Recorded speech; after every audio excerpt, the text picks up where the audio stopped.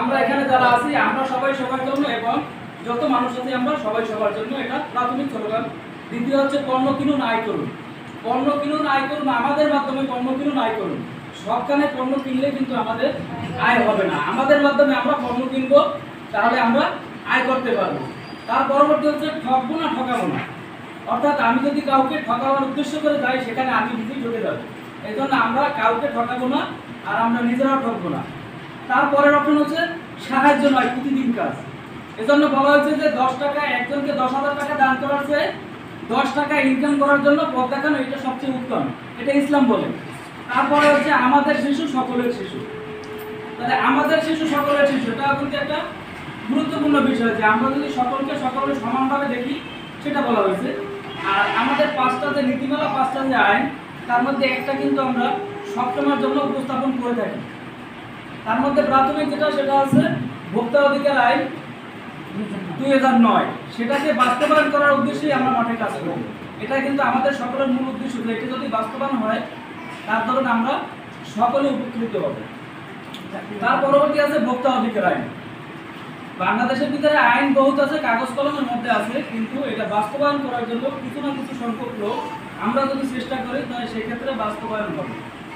এজন্য আমরা যদি একটা একটা করে আমরা 5টা নীতিমালা, 5টা আইনের মাধ্যমে এই আইনগুলোকে আমরা যদি বাস্তবায়ন করি তাহলে আমরা সবাই উপকৃত হব। আর কোম্পানির 11টা মিশন, 11টা কোম্পানি আমরা বাস্তবায়ন করার উদ্দেশ্যে আমরা কাজ শুরু করেছি।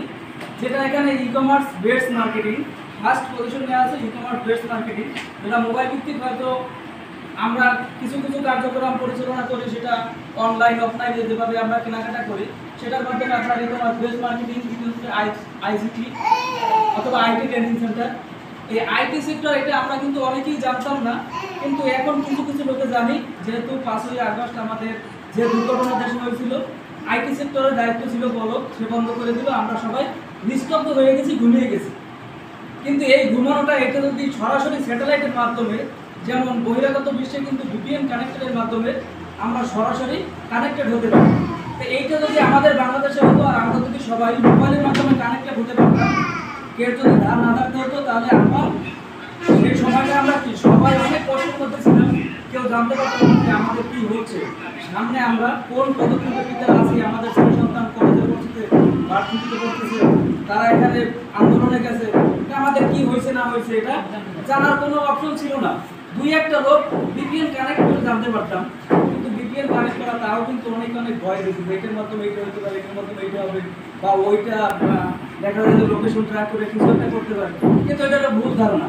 কিন্তু বহিরাগত বিশ্বে আপনি দেখবেন যে সরাসরি তার টাইমে যে আপনাদের কানেক্টেড করতে হবে এরকম কিন্তু না, তারা সরাসরি স্যাটেলাইটের সাথে কানেক্টেড করার মতো ক্ষমতা রাখে। এই জন্য আমরা আইসিটি এবং আইসিটি ট্রেনিং সেন্টার চালু করছি, তার আমরা যাতে এইগুলো থেকে সামনে আগাতে পারি। অর্থাৎ বর্তমান বিশ্ব কিন্তু পরিচালনা করে নেট আজকে বন্ধ হয়ে যাবে, কালকে আপনার সব কিছু অন্ধকার। ব্যাংকে টাকা রাখছেন তা নাই, বিকাশের টিকিটে টাকা রাখছেন তা নাই, মানে কোথাও কোনো কিছু নাই, এই অস্তিত্বটা হারিয়ে যাবে।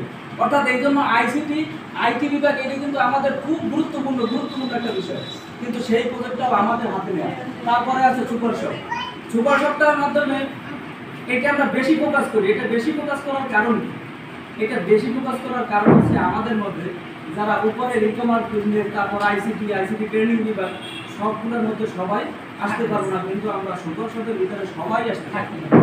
মুরব্বী বলেন, শিশু বলেন, তারপরে মিডিয়াম সেক্টর যারা আছে তাদের বলেন, শিক্ষিত পার্সন বলেন, অশিক্ষিত পার্সন বলেন, সবাই কিন্তু ইচ্ছে করলে আমরা যদি সুপারশপ কাজ করি সেটা আমাদের করা সম্ভব। এই জন্য আমরা ওইটার প্রতি বেশি গুরুত্ব দেয়, বেশি আগ্রহ নিই। কেননা আমরা এর থেকে আমরা যখন টিম তৈরি করতে পারবো, টিমের মাধ্যমে কিন্তু আমরা যে শুধুমাত্র সুপারশপ নিয়ে পড়ে থাকবো তা কিন্তু আমাদের কারো উদ্দেশ্য না, যে সুপারশপটাই মনে হয় আমাদের মূল এটা থাকবে, এটা না। আমরা যদি 11টা সেক্টর আমাদের বাস্তবায়ন হয়, আমি মনে করি এই 11টা সেক্টরের মধ্যে যদি কাজ করা হয় তাহলে এমন কোনো লোক নাই যে সে কোনো কাজের মধ্যে থাকবে না, এমন কোনো লোক নাই যার কোনো ইনকাম আসবে না, এমন কোনো লোক নাই যে সে কোটিপতি হইতে পারবে না। যদি টার্গেট করে তাহলে সে 100% হতে পারবে। তো এইগুলো হলে আমাদের টার্গেট 11টা সেক্টর বাস্তবায়ন করা। তারপরে আইটি লিমিটেড আছে, প্রপার্টি লিমিটেড আছে, health and beauty, agent management, agrofarm সম্পর্কে তাও তো বলছে। তারপরে আপনার ম্যানুফ্যাকচারিং লিমিটেড, তারপর ন্যাশনাল অ্যাসোসিয়েশন অফ বাংলাদেশ। এইটা পয়েন্ট আছে, এটা পয়েন্টটা কিন্তু শুনতেই খুব সুন্দর শোনায়, ন্যাশনাল অ্যাসোসিয়েশন অফ বাংলাদেশ। তার মানে এটা কিন্তু এনজিও ভিত্তিক একটা কার্যক্রম হবে তা নয়, কিন্তু এনজিওর মতো করে এরকম যদি একটা কার্যক্রম আমরা করি, যেমন মনে করেন আমাদের কাছে হাতে টাকা পয়সা দেখা যায় যে একজনের কাছে ব্যাপক পরিমাণ টাকা আছে, আরেকজনের কাছে কিছুই নাই। আমি যদি তাকে আর্থিক একটা সহায়তা করি, যেটাকে আপনার ইসলাম বলে যে কর্জে হাসানা, অর্থাৎ উত্তম একটা দান। উত্তম দানকে আপনি দিবেন, তার যখন কাজ হয়ে যাবে তখন দেওয়ার, যখন তার ক্যাপাসিটি থাকবে তখন সে আবার ব্যাক দিবে। কিন্তু আমাদের কি আছে, সুদ ভিত্তিক কার্যক্রম। যদি ন্যাশনাল অ্যাসোসিয়েশন অফ বাংলাদেশ আমরা যখন করবো তখন দেখবেন যে সুদ ভিত্তিক কার্যক্রমে মানুষ আগাবে না। আমাদের এই প্ল্যাটফর্ম থেকে একটা সহযোগিতার হাত হবে, সেটাই হচ্ছে ন্যাশনাল অ্যাসোসিয়েশন অফ বাংলাদেশ। অর্থাৎ যদি আপনি বিপদে পড়েন, আপনি আমার কাছ থেকে টাকা নেবেন, যখন আপনার সমস্যার সমাধান হয়ে যাবে, আপনি যখন পারবেন তখন আবার আমাকে দিয়ে দিবেন, কোনো সুদ দিতে হবে না। আর এইটা যখন পারবো তখন আমাদের সকলে কিন্তু সফল হতে হবে। যদি সফল না হই, আমি আছি টানার মধ্যে, আমার কাছে টাকা নাই, আপনার কাছে টাকা আছে, আপনি যদি টাকা চান আমি কীভাবে করবো? এটাই তো বিষয়। তাই আমাদের এই ন্যাশনাল অ্যাসোসিয়েশন অফ বাংলাদেশে যখন আসবো, যখন আমরা পরিপূর্ণ সবাই আর্থিক সহযোগিতা করার মতো লক্ষ্যে পৌঁছতে পারবো। কথা দীর্ঘায়িত করবো না, যেহেতু সামান্য একটু বলার কথা ছিল, বেশি বলা হয়েছে। ঠিক আছে।